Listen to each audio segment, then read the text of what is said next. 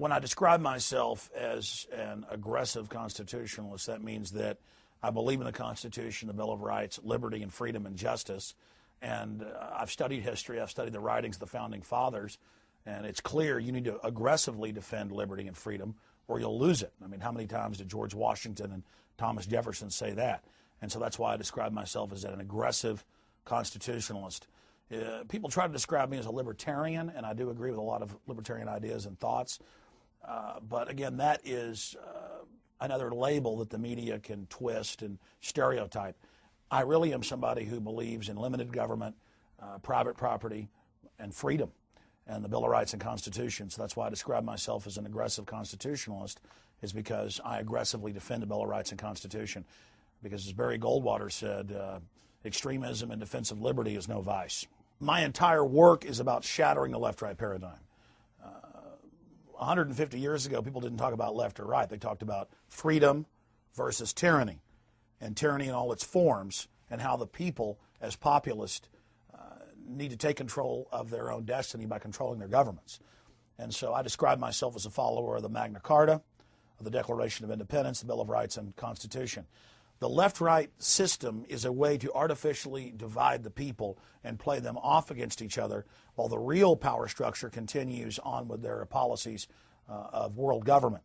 And so I'm against the global corporate state, known as the New World Order, that has been set up that uses the left-right paradigm to control the population and to keep the population from ever really having a serious debate. It's the people versus the power structure. It's been like that throughout history. So that's how I describe myself, is someone trying to get the people to open up their minds, to get outside the box, to get outside the whole left-right debate, and really look at the power structure in America and worldwide, and the systemic, continued loss of freedom that we see happening. So I don't describe myself as a right-winger or as a left-winger. Big government enslaves, big government destroys, and big government annihilates the individual. I mean, even with a small government, it's hard for the individual to have liberty and freedom. But if you have a big government, history is conclusive. It always tramples on the weak and empowers the strong. The general public was told, none of this exists, just go to sleep, stand down, let the experts run things. Nobody's going to take your sovereignty. Nobody wants your guns. Nobody wants socialism, which is what the big banks want because they get the lion's share of the money. And then I would actually read the publications put out by the establishment to each other. It wasn't secret, but it was academic, and it was all admitted. And so I said, whoa, there's something going on here. I better learn more about this. The United States has been turned into an engine of global corporate tyranny, and the people see right through it. And they know that their paychecks don't go as far. They know they're losing their jobs, they're getting their hours cut, or they're working 2 or 3 jobs. And they know everywhere they go, there's new fines and fees and regulations and more police squeezing them and more rules. And they know they're being socially engineered into slaves. And they also know the GMO food's killing them. They know the chemicals they put in the water are killing them. They know their neighbors are getting sick and dying all around them. People know we're in a huge eugenics system, and they know we're being killed. The Democrats and Republicans are teamed up together at the leadership levels, sharing power. They do fight with each other over who gets to have the levers of power, but they don't fight with each other over their overall agenda of corporate looting and raping. And they work for the same interest. And so Republicans are playing the part of anti-establishment right now, but as soon as they get into office, the banker bailouts will continue, the Patriot Act will continue, the corporate welfare will continue, the entire agenda will continue, just like Obama broke all of his promises, because they're all bought and paid for by the same people. One of the most common questions I get is, are we inevitably headed towards armed revolution? And my answer is, I certainly hope not, and that's why I'm fighting as hard as I can to educate the public about how they're being manipulated by the false left-right paradigm. But if we are unable to